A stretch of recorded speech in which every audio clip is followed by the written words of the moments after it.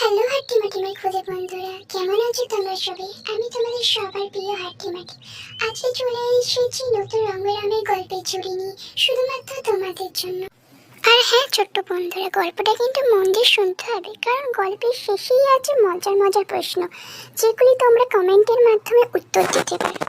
গল্পটি যদি তোমাদের ভালো লাগে ছোট্ট বন্ধুরা, তাহলে তোমাদের এই ছোট্ট ছোট্ট হাত দিয়ে like, comment, share and subscribe করে দেবে। তাহলে তোমাদের এই হাট্টিমাটি খুব খুশি হবে। Please please please.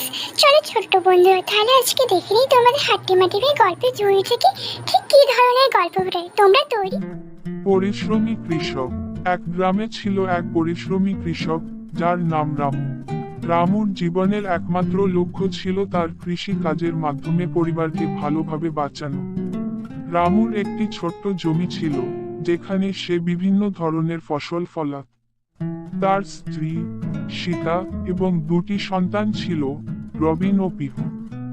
রামু প্রতিদিন সকালে সূর্য ওঠার আগেই মাঠে চলে যেত। তার কঠোর পরিশ্রমের জন্য গ্রামের সবাই তাকে শ্রদ্ধা করত। একদিন রামু মাঠে কাজ করার সময় একটি পুরনো ধাতুর টুকরো পেল। এটি দেখে সে বুঝতে পারল যে এটি সম্ভবত একটি প্রাচীন কাকতালীয়। সে এটি গুছিয়ে রেখে জানালো, যদি আমি এটি সঠিকভাবে ব্যবহার করতে পারি, তাহলে হয়তো আমার জীবন বদলে যাবে।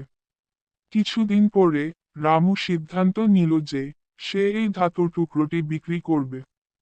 তিনি বাজারে গিয়ে এটি একজন কবির কাছে বিক্রি করলেন।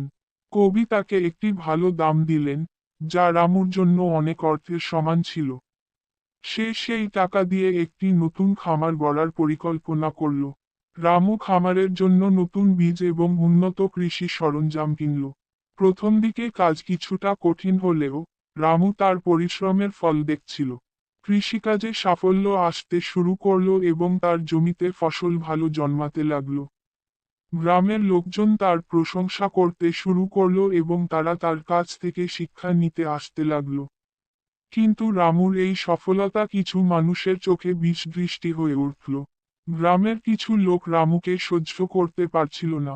তারা চেষ্টা করলো বিভিন্নভাবে তার ফসল নষ্ট করতে। একদিন তারা রাতে এসে তার ক্ষেতের ফসল কেটে ফেলল। রামু সকালে এসে দেখলেন তার ক্ষেতের বেহাল অবস্থা। খুবই হতাশ হয়ে তিনি ভাবলেন, আমি কি এত পরিশ্রম করলাম, সবকিছু নষ্ট হয়ে গেল। কিন্তু রামুর মনোবল ভেঙে গেল না। তিনি আবার নতুন করে শুরু করার সংকল্প করলেন। তিনি ঠিক করলেন, এবার তিনি অন্যদের সাহায্য নেবেন। গ্রামের মানুষদের তিনি ডেকে বললেন, আমি আমার ফসলের জন্য পরিশ্রম করেছি, কিন্তু আমাকে একা এই দুর্যোগ মোকাবিলা করতে হবে না। আমাদের একসাথে কাজ করতে হবে। গ্রামের মানুষ তার কথা শুনে সবাই মিলে মাঠে কাজ করতে এল। তারা একত্রে কাজ করে রামুর ক্ষেতে নতুন করে বীজ বুনলেন। কিছুদিন পর তাদের কঠোর পরিশ্রমের ফলস্বরূপ ফসল উজ্জ্বল ও সবল হয়ে উঠল। এই একতার কারণে রামুর ক্ষতি পূরণ হলো এবং তার ফসল একবারে দ্বিগুণ হয়ে গেল। রামুর এই পরিশ্রম ও সততার কারণে গ্রামে তার নাম হয়ে গেল পরিশ্রমী কৃষক। গ্রামের সবাই তার কাছ থেকে শিক্ষা নিল এবং শিখল যে একতার শক্তি কিভাবে দুর্ভোগকে জয় করতে পারে। রামু শুধু নিজের জীবনকে পরিবর্তন করেনি, বরং গোটা গ্রামে একটি নতুন উদ্দীপনা এনে দিল।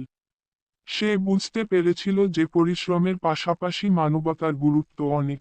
এইভাবে রামুর গল্প আজও গ্রামের মানুষদের মাঝে গুণগত শিক্ষা হয়ে আছে।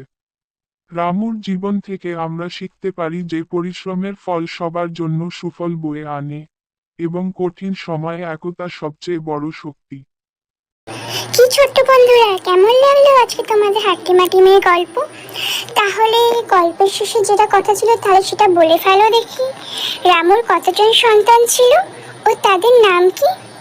উত্তরটি জানলে তোমরা কমেন্টের মাধ্যমে জানিয়ে দাও দেখি। দেখি কারা কারা উত্তর দিতে পারে। গল্পটি ভালো লাগলে তোমরা like, comment, share and subscribe করে দেবে। প্লিজ ছোট্ট বন্ধুরা, প্লিজ প্লিজ। তাহলে আজ আসি বন্ধুরা, আরে আমাকেও তো বেরোতে হবে তোমার জন্য গল্প খুঁজতে।